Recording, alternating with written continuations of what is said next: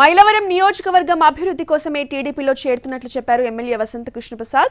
తాను ఎక్కడ పోటీ చేస్తాను అన్నది ఇంకా తెలియదని, టీడీపీ అధిష్టానం ఎక్కడ పోటీ చేయమంటే అక్కడే పోటీ చేస్తానంటున్న వసంత కృష్ణప్రసాద్తో మా ప్రతినిధి నిఖిల్ ఫేస్ టు ఫేస్.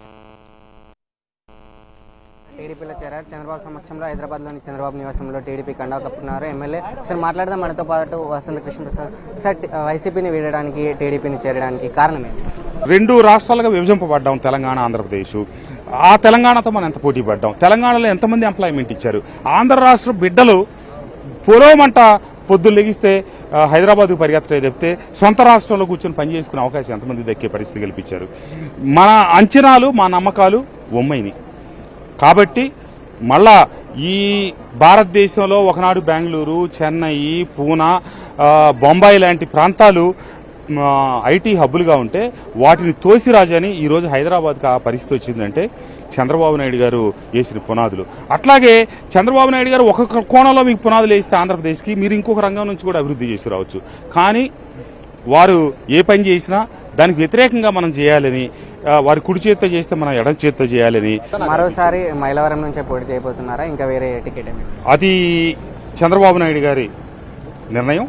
వారు చెప్పిన మేరకు ఏ రకంగా వారు నిర్ణయం తీసుకుంటే ఆ నిర్ణయాన్ని కట్టుబడి ఉంటారు. సార్, మైలవరంలో మరో టీడీపీ నేత దేవినేని ఉమా ఉన్నారు. ఒకవేళ మైలవరం టికెట్ దేవినేనికి ఇస్తాం, మీరు వేరే పోటీ చేయంటే చేస్తారా? దేవినేనికి సహకరిస్తారా మీరు మైలవరంలో? మైలవరంలో ఒక దేవినేని ఉమా గారే కదండి, బొమ్మసాని సుబ్బారావు గారు కూడా ఉన్నారు. ఇప్పుడు నేను పార్టీలోకి వచ్చాను. మీరు పక్కకి వెళ్ళమన్నారు, వెళ్తారా అంటే 100% వెళ్తాను. పక్కకి వెళ్ళమన్నా మీరు అసలు ఆగండి అన్నా ఆగుతాను. పార్టీ ప్రయోజనాలకి ఏది సముచితం అనుకుని వాళ్ళు నిర్ణయం తీసుకుంటే ఆ నిర్ణయాన్ని కట్టుబడి ఉంటాను. బొమ్మసాని సుబ్బారావు గారికి ఇచ్చిపోయి పని చేయంటే చేస్తా, దేవినేని ఉమా గారికి ఇచ్చి పని చేయమంటే చేస్తా, నువ్వు వెళ్ళి పోటీ చేయంటే చేస్తా. అది బాబు గారి నిర్ణయం. సార్, ఇన్ని రోజులు మీరు వైసీపీ ప్రభుత్వంలో పనిచేశారు. మేము అభివృద్ధి చేస్తున్నాము, అభివృద్ధి చేసి బటన్ నొక్కండి అని జగన్ అంటున్నారు. బటన్ నొక్కాం. మేము ఎమ్మెల్యేల మొత్తం కూడా వెళ్ళి సారు బాగా ఇచ్చారా అని చెప్పి జనాన్ని అడిగాం. వచ్చిన వాళ్ళందరేమో సారి ఇచ్చినట్టు, రాని ఏమన్నుంటే మేము ఈనట్టు. మా పక్కన ఉన్న మండల నాయకుడు, గ్రామ నాయకుడిని పట్టుకొని ఇదిగో వీడు ఆపాడు, అది వాడాపాడు.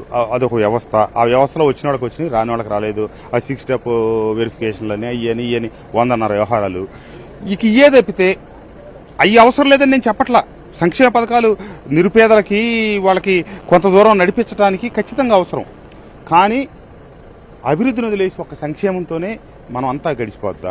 ఈ అభివృద్ధి లేకుండా సంక్షేమ పథకాలే నొక్కుంటా ఓ పక్క అభివృద్ధి లేదు, ఓ పక్క పరిశ్రమలు లేవు, యువతకు ఉద్యోగ అవకాశాలు లేవు. ఇక మనం సంక్షేమంతోనే ప్రజలను మోసపుచ్చుదామా?